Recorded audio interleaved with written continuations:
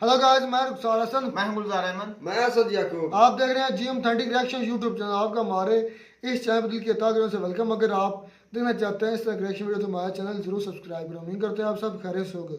यूँ हंसते रहे, मुस्कुराते रहे। चलते हैं आज की वीडियो। अब हिंदी में लिखा है टाइटल, देखते हैं वीडियो, फिर देते हैं अपना रिएक्शन।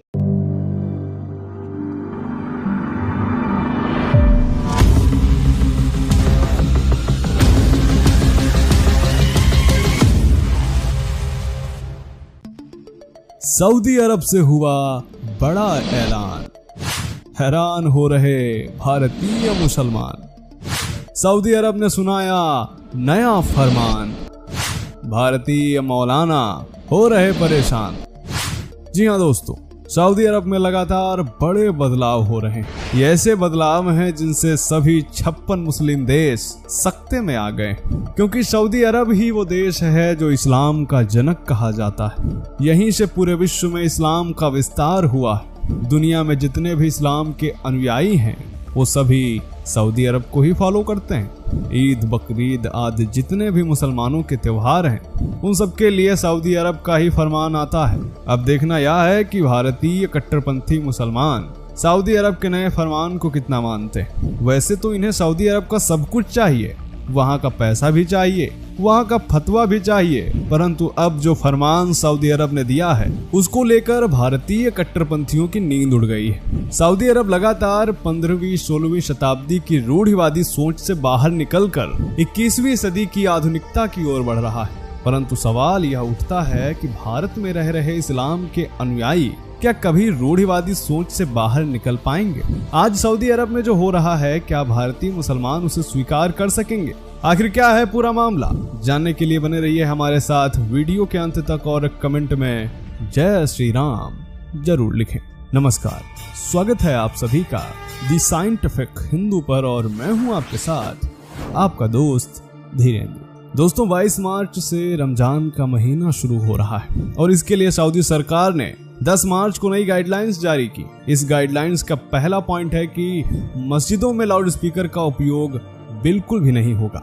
आपको याद तो होगा कि जब यूपी में ऐसे ही शुरुआत हुई थी और कई प्रदेशों तक इसे लागू करने की कोशिश हुई तो हर जगह इसकी आलोचना हुई। कहा गया कि यह तो हिंदू धर्म को बढ़ावा देने की पहल है, इस्लाम को दबाया जा रहा है, इस्लाम खतरे में है। इस तरह की कई प्रकार की आलोचनाएं की गई। अब कोई जरा बताए कि सऊदी अरब में तो कोई हिंदू धर्म को मानने वाला नहीं है। अगर थोड़े बहुत हैं भी तो उन्हें धार्मिक क्रियाकलाप करने की सख्त मनाही है। फिर आखिर उसी सऊदी अरब ने ऐसी गाइडलाइंस क्यों जारी की? तो दोस्तों, सऊदी अरब विजन 2030 के अंतर्गत लगातार परिवर्तन कर रहा है। हर एक उस परंपरा पर पाबंदी लगाई जा रही है जो रूढ़िवादी विचारधारा का हिस्सा है। सऊदी अरब ने न केवल मस्जिदों के लाउड स्पीकर पर प्रतिबंध लगाए, बल्कि मस्जिदों के इमामों द्वारा नमाज पढ़ाए जाने पर भी प्रतिबंध लगा दिया।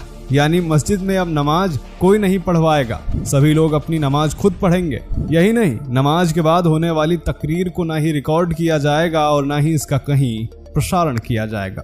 मस्जिद में अब रोजा इफ्तार पार्टी भी नहीं होगी। साथ ही मस्जिद में बच्चों को लाना भी प्रतिबंधित किया गया है। एक वाक्य में कहें तो सऊदी अरब ने अब तक ऐसे ऐसे प्रतिबंध लगा दिए हैं जो अगर भारत में लगाए जाते तो बवाल मच जाता, इस्लाम खतरे में आ जाता, सेकुलर गैंग के पिछवाड़े में आग लग गई होती, जगह जगह पत्थरबाजी और दंगे हो जाते। दोस्तों, सऊदी अरब की गिनती अब तक रूढ़िवादी समाज से जुड़े देशों में होती थी। दूसरे धर्म के लोगों को यहाँ आज भी पूरी तरह धार्मिक आजादी नहीं है। यहाँ महिलाओं को भी खुद के अधिकारों के लिए लड़ने का हक नहीं था। लेकिन समय के साथ अब सऊदी अरब भी लगातार बदल रहा है और इस बदलने से सबसे ज्यादा दिक्कत हो रही है भारत और पाकिस्तान में रह रहे कन्वर्टेड मुसलमानों को। क्राउन प्रिंस मोहम्मद बिन सलमान ने जब दुनिया के सामने विजन 2030 रखा तब दुनिया को यह लगने लगा कि सऊदी अरब अपनी रूढ़िवादी सोच से बाहर आ रहा है। महिलाओं पर लगे प्रतिबंधों में भी ढील दी गई है। अब इस्लाम के अलावा यहाँ पर हिंदू धर्म की भी शिक्षा दी जाएगी। इसके अलावा यहाँ पर अब योग को भी छूट मिल गई है, जिससे कोई भी यहाँ पर योग कर सकता है और योग को सिखा सकता है। लेकिन दोस्तों, क्या आप जानते हैं कि इन सारे बदलाव के पीछे सिर्फ वहाँ की सरकार नहीं है, बल्कि एक ऐसी महिला का भी काफी योगदान रहा है जो कभी वहाँ की राजकुमारी थी। जी हाँ दोस्तों, हम बात कर रहे हैं अमीरा अल तवील की। फैशन आइकन और समाज सेवी की पहचान रखने वाली अमीरा अल तवील महिलाओं के अधिकारों की सबसे बड़ी हिमायती रही।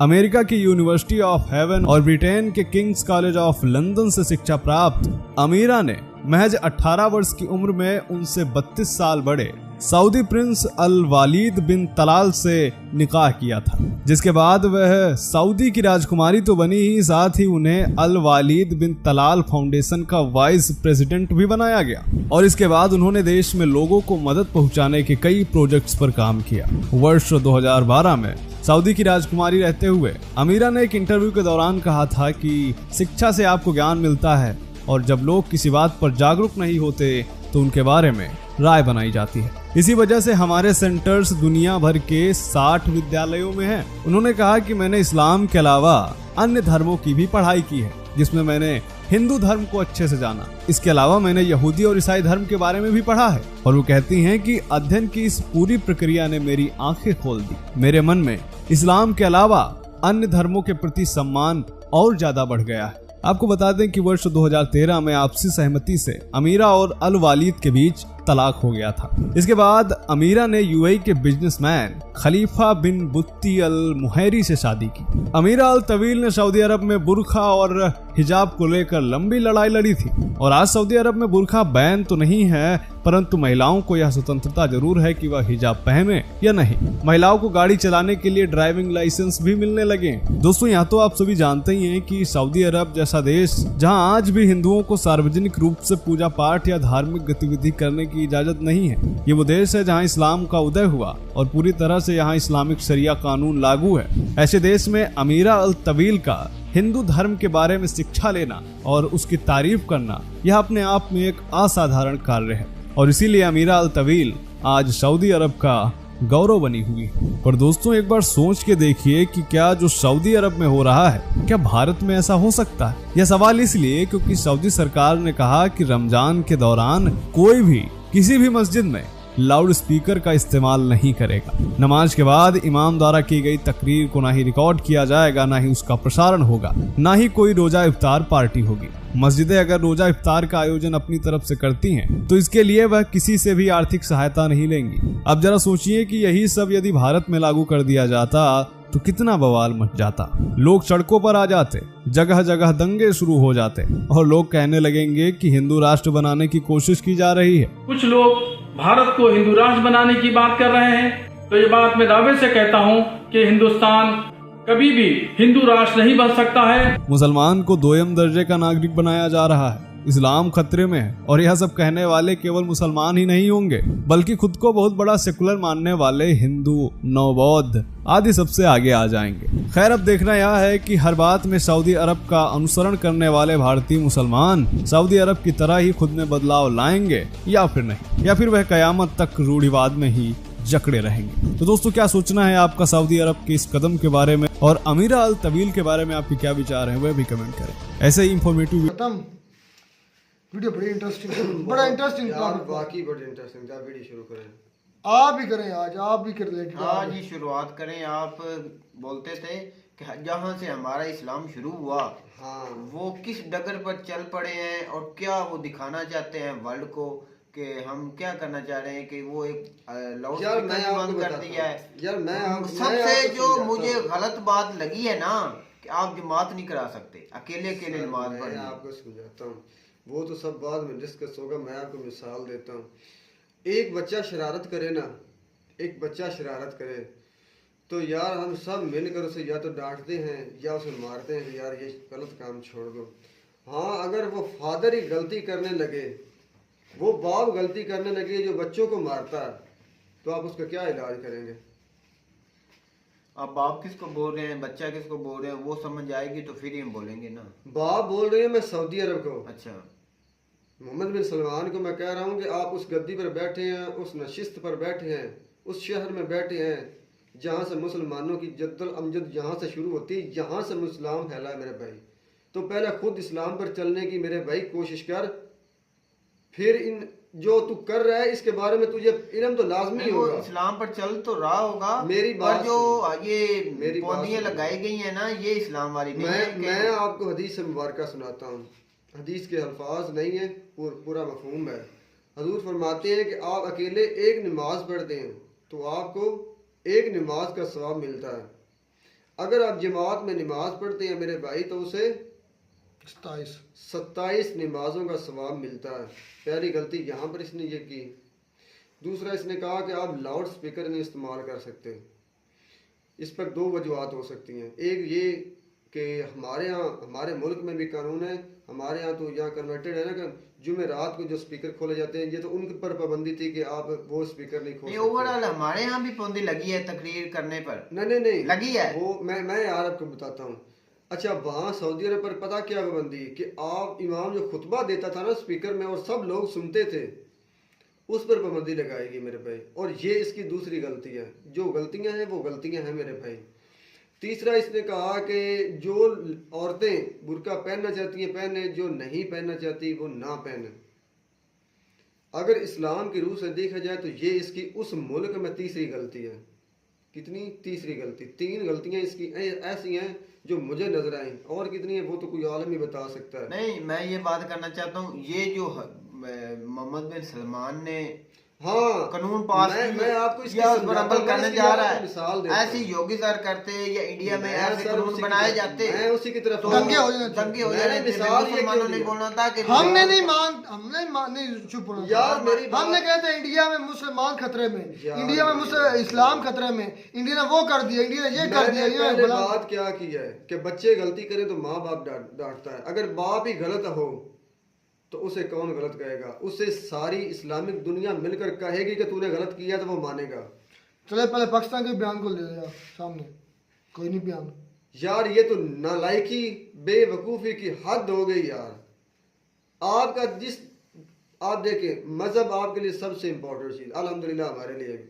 आप मजहब में तब्दीली कर ही नहीं सकते, आपको इख्तियार ही नहीं है। ना आपको ना तो अल्लाह के नबी ने आपको ये हुक्म दिया है कि मजहब में। यार ये मजहब नहीं है, मसला ये है, ये मसला नहीं कर सकते। मसला ये है कि अगर ये इंडिया में होता तो हम कितना चीखते। ये मेन पॉइंट तो ये है ना असद भाई, वो तो उन्होंने की है, वो हमें भी पता है वो गलत है या सही है। मेन मुद्दा जो ये है, क्या कहते हैं आप क्या इंडिया वालों कहते? को? अब अगर ये वो अल्फाज आप यूज करो, मैं यूज करता हूँ जो इंडिया में होता, मैं अब आपको असल में जो अल्फाज में इंडिया के लोगों के साथ अगर ऐसा होता, और ऐसा होना है, हो रहा है और ऐसा होना है, इसलिए सऊदी अरब से ये करवाया गया मेरे भाई, ताकि पूरी इस्लामी दुनिया जब हम करें तो हमें भी कोई आफरीन है भाई, आफरीन है असद भाई, सर के यादें ये कराया गया है। मेरी बात, ये तो वही बात हो कि खुद जो होता अमल तो होता ही है, दूसरा का अमल भी इंडिया पर डाल। मेरी बात सुनिए, मेरी बात आपको पागलपन जरूर लगेगी मेरे भाई। उत्तर प्रदेश में कई इलाकों पर यह चीज लागू हो रही है और कहीं पर होगी मेरे भाई। इंडिया ने ये काम इसलिए करवाया, बल्कि एक इंडिया नहीं है मेरे भाई, इसमें बहुत सारे बड़ी बड़ी ममालिक मेरे भाई शामिल है। सुपर पावर तो बढ़ गई है भाई, बहुत बड़ी हुई है। खतरा किसको है?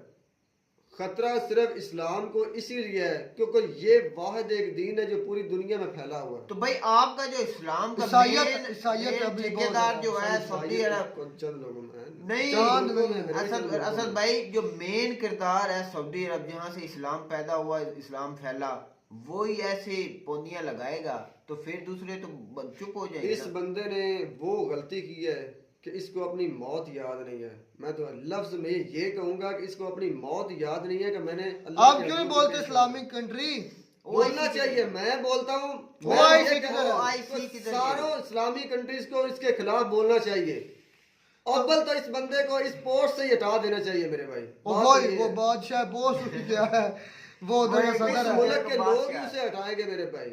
हाँ, वो उधर ये निजाम नहीं है, ये पाकिस्तान नहीं है, वो पाकिस्तान भाई, वो मुल्क को चेंज चाहता है, वो चाहता है कि वो मुल्क में उन्होंने एक सिटी बनाई है जहाँ कोई इशारा बनाई नहीं अभी तक प्लान। यार मैं ये कहता हूँ वो तरक्की करें, तरक्की करने से कौन उन्हें रोकता है, लेकिन दीन के मामलात को ना छेड़े। मोहम्मद बिन सलमान का मैंने ज़हन पढ़ा है कि वो चाहता है कि कोई इस्लामी कानून ना हो, मॉडर्नाइजेशन हो, मैं दुनिया के साथ चलूं। अच्छा, जो दुनिया में इस हो रहा है। भाई ने दौरान वीडियो पता क्या बात की कि ये 1400 या 1500 सदी से ना बाहर निकल कर आना चाहते हैं, सोचना चाहते हैं। और मेरे भाई ये उस वक्त का कानून था और उस वक्त के लोगों ने उस वक्त की सुपर ताकत को तोड़ मरोड़ कर रख दिया सिर्फ अपने इन असूल की वजह से। तो हम ही कहते हैं आपको हमारी वीडियो अच्छी लगी हो, अपनी तहजीब और तमद्दन से पूरी दुनिया पर छा गया। वीडियो अच्छी लगी हो तो हमारे चैनल जरूर सब्सक्राइब कर। मिलता है नई वीडियो में, तब तक दीजिए इजाजत। अल्लाह हाफ़िज़।